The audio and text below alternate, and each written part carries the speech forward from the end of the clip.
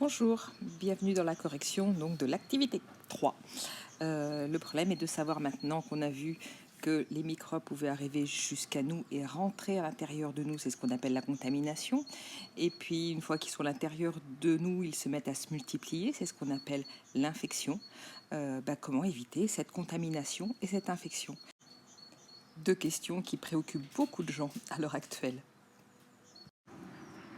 Donc vous aviez deux petits textes historiques qui reprennent un peu les constatations que Pasteur a pu faire. Avant même qu'on ait la notion de microbe, on parle éventuellement de germes, mais la notion de microbe n'existait pas encore. Simplement, il y avait des constatations qui ont été faites par des observations de médecins et qui sont relatées ici dans ces deux petits textes. Alors, ce qui était important ici, pour décrire un document et décrire un texte, il faut se souvenir qu'il est important donc de mettre des guillemets et de citer que quelques parties du texte et pas tout. Donc quelle partie citer entre guillemets? Peut-être le premier qui montre effectivement qu'en obligeant les étudiants à se laver les mains en passant d'une salle à une autre, ça permettait d'éviter les morts de femmes qui accouchaient, puisqu'avant, ils faisaient des dissections de cadavres, ils passaient de l'un à l'autre. Sympathique. Et puis donc ici, dans la deuxième partie, c'est Pasteur qui a remarqué quand même que non seulement il faut se nettoyer les mains avec un plus grand soin, mais en plus tout nettoyer les éponges, les tissus, etc. grâce à de l'air porté à une température de 130 à 150 degrés. Et pareil ici, que ce soit de l'eau qui soit portée à plus de 110 degrés. Ça permettait en fait d'éviter que les gens tombent malades après une opération. Donc ça, c'est les premières constatations qui ont été faites. Donc, se laver les mains, l'utilisation de savon, et deux, utiliser la chaleur pour donc tuer les microbes. C'est ce qu'on a appelé donc l'asepsie, c'est-à-dire on tue les microbes avant même qu'ils essayent de rentrer dans notre organisme, avant même de leur laisser la possibilité de nous atteindre. On les élimine avant dans des conditions aseptiques. Pour le Covid-19, pour éviter donc cette maladie, on en parle assez souvent à la télé ou autre comme ça. Donc bien se laver les mains, même constatation que Pasteur. Éternuer ou tousser dans son coude. Le mieux, c'est de porter un masque, évidemment, pour éviter que les microbes qui se trouvent dans les gouttelettes de salive puissent se propager dans l'air et aller atteindre d'autres personnes. Se moucher dans un mouchoir unique et le jeter à la poubelle, c'est pareil, sinon on risque de garder les microbes avec soi et de les disperser. C'est justement ce qu'on évite de faire. Et puis tous les gestes barrières qu'on applique en ce moment, à savoir le confinement, éviter de parler à son voisin, de le toucher, les embrassades et accolades et compagnie. Voilà, éviter en fait le contact entre individus direct ou par l'intermédiaire de gouttelettes de salive. Voilà. En ce qui concerne le sida maintenant, les seules façons vraiment de se protéger lors du rapport sexuel, c'est le préservatif. Et il n'y en a pas d'autre. La contraception, prendre la pilule par exemple, ne protège pas des MST et des IST, donc ne protège pas du VIH. Voilà. Après, pour les toxicomanes, c'est prendre des seringues propres, etc., etc. Éviter que les mères allaitent leurs enfants. Les mères qui sont séropositives doivent absolument donner des biberons à leur bébé puisque le lait maternel contient le microbe. Alors, petite expérience de la vidéo. Là, j'ai simplement pris en photo les résultats de cette expérience. Donc, la boîte témoin. On a simplement mis un milieu nutritif, c'est-à-dire où il y a à manger et à boire. Et on n'a rien mis dedans.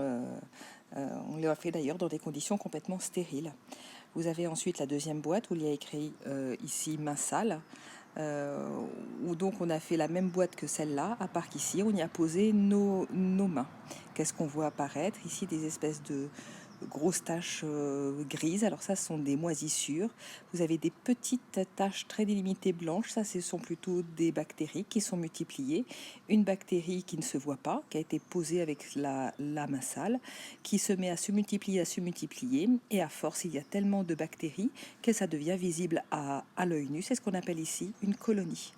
Et ici, ce que vous avez, c'est quand les mains sont nettoyées.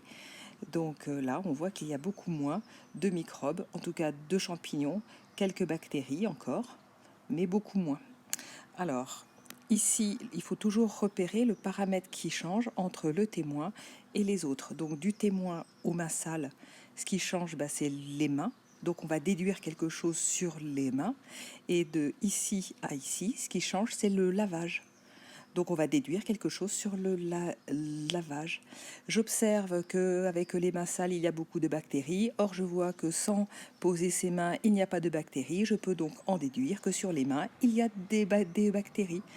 De même, j'observe ici que quand les mains sont propres, il y a peu de bactéries, alors qu'il y en a beaucoup plus quand les mains sont sales. Je peux donc en déduire que le lavage élimine les bactéries. Je dis bactéries, mais c'est bactéries et champignons. Vous pourriez dire microbes.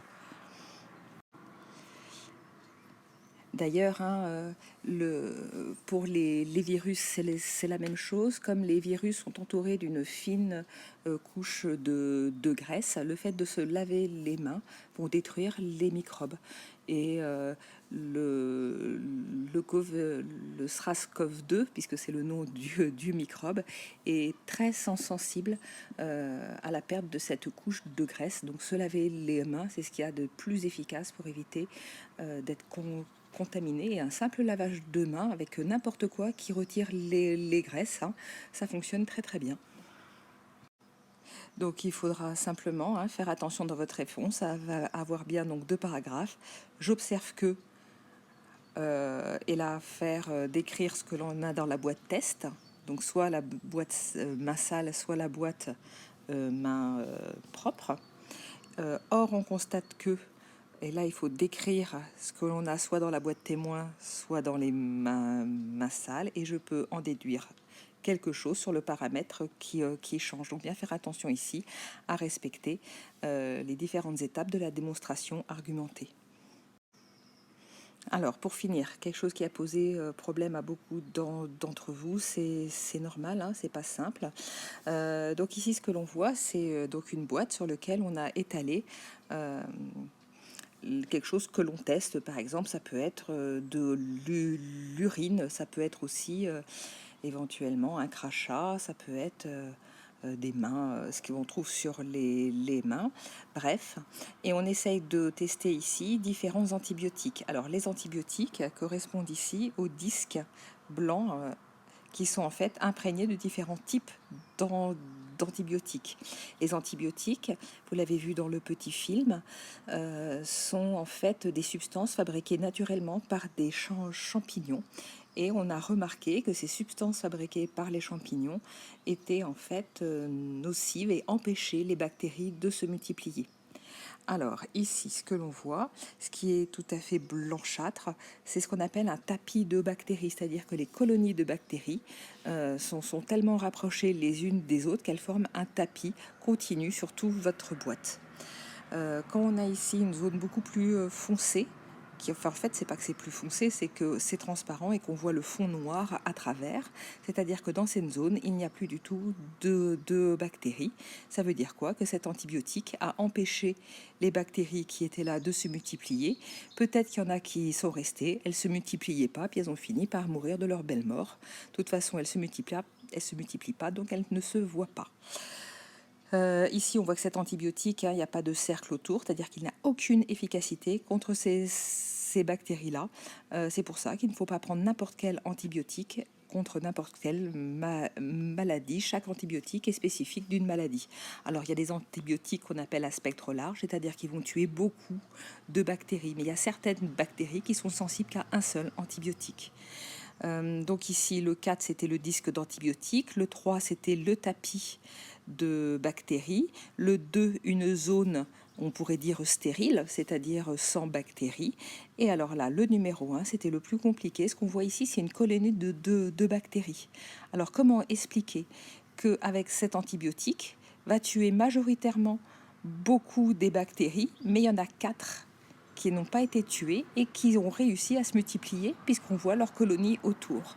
Ces 4 bactéries-là s'appellent des bactéries résistantes, c'est-à-dire que par hasard, parce qu'il y a de la diversité aussi dans les bactéries, comme il y a de la diversité au sein des individus de l'espèce humaine, il y a de la diversité au sein d'une espèce de bactéries, et certaines bactéries, dans leur diversité, ont la capacité de résister aux antibiotiques. C'est-à-dire que l'antibiotique ne lui fait rien du tout et elle est tout à fait capable de se multiplier.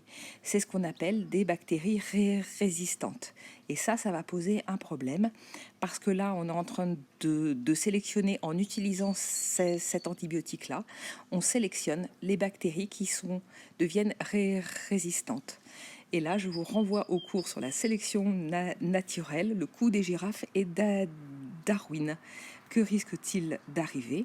C'est ce qu'on allons voir après dans une prochaine petite vidéo.